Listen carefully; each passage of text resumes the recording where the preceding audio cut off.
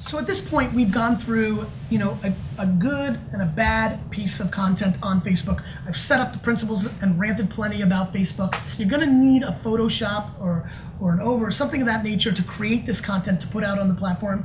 So I'll also give you some other reference points, or ammo, as I like to call it, to help you create the best piece of content you can put. Remember, if you want to do a jab that's just bringing value, then you're going to use as a gateway to build up equity to eventually throw a right hook. Though I'd like to challenge a lot of you to throw a right hook as well, or maybe if you want to really be an all-star, be a pet of the teacher, make one of each. Make a jab and a right hook of Facebook. Now remember, we're going to go through other platforms at the end, so you have an ability to go out and do maybe 10 pieces of content. If you only want to do one through this, you've got to decide if you want to do it now for Facebook, or later if you become more passionate about a different platform, maybe you can choose that. So, you can pause me now and get to work, or we can continue.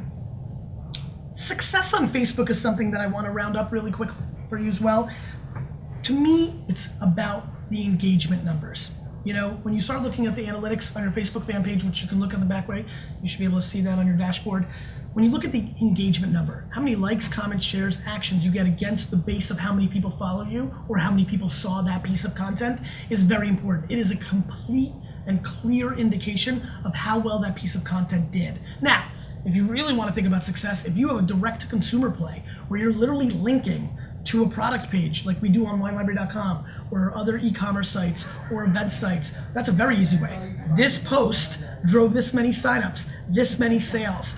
But you need to look at it holistically. To look at just one post on Facebook and its results would be the wrong way. To look at it overall and what it did at the end of the year or per quarter is the way you want to really look at it, especially when you're doing a bunch of jabs to that right hook. And so ultimately, net, whether you throw one right hook a year or one a week, let's call it 52 right hooks a year, right? Or 26, which feels in the range of the right place. How those 26 or 52 do, directly quantifying, really matter from a results-based business, but the overall impressions, the awareness, the brand equity that you're getting day in and day out from the jabs and the right hooks as a collective, when you start measuring that against what you're paying for in print or banner ad or email marketing or television or billboard or radio impressions, starts becoming quite sexy and very much worth your time.